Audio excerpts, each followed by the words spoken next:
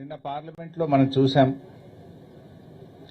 రెండు విషయాలు ఇవాళ చాలా బాధ కలుగుతా ఉన్నాయి.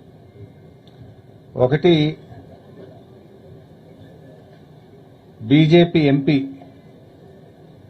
తెలంగాణ మీద మాట్లాడినటువంటి మాటలు ఇవాళ యావత్ తెలంగాణ ప్రజల ఆత్మగౌరవాన్ని దెబ్బతీసే విధంగా ఉంది.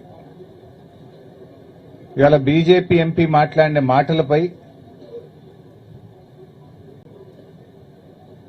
కిషన్ రెడ్డి గారు ఇంకా వెనకేసుకొచ్చే ప్రయత్నం చేస్తున్నారు. తేజస్వి సూర్య మాట్లాడిన మాటలు చూస్తూ ఉంటే తెలంగాణ గుండెలు రగిలిపోతా ఉన్నాయి. బేషరతుగా క్షమాపణ చెప్పాల్సింది పోయి కిషన్ రెడ్డి గారు ఇంకా వెనకేసుకొచ్చే ప్రయత్నం చేస్తా ఉన్నారు. తెలంగాణ రాష్ట్ర ఏర్పాటును ఇండియా పాకిస్తాన్తో పోల్చడం, దేశ విభజనతో పోల్చడం అంటే 4 కోట్ల ప్రజల ఆత్మగౌరవాన్ని దెబ్బతీయడం.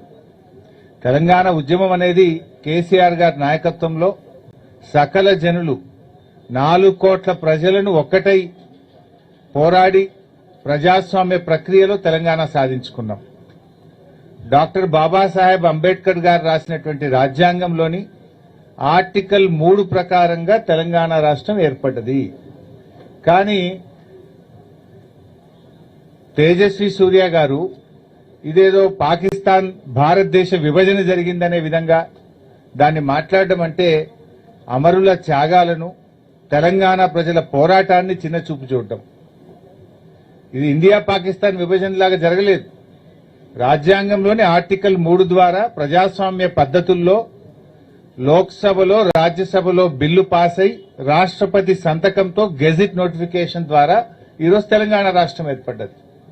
కనీస అవగాహన లేకుండా తెలంగాణ మీద విషం జిమ్మేటువంటి ప్రయత్నం, తెలంగాణ ఉద్యమం మీద, తెలంగాణ ప్రజల మీద, తెలంగాణ రాష్ట్రం మీద ఒక విషం జిమ్మేటువంటి ప్రయత్నం చేస్తా ఉన్నారు.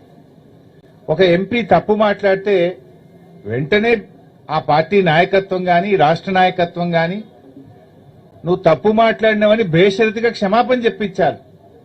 కానీ అది చేయకుండా ఇంకా వెనుకేసుకొచ్చేటువంటి ప్రయత్నం చేస్తా ఉన్నారు.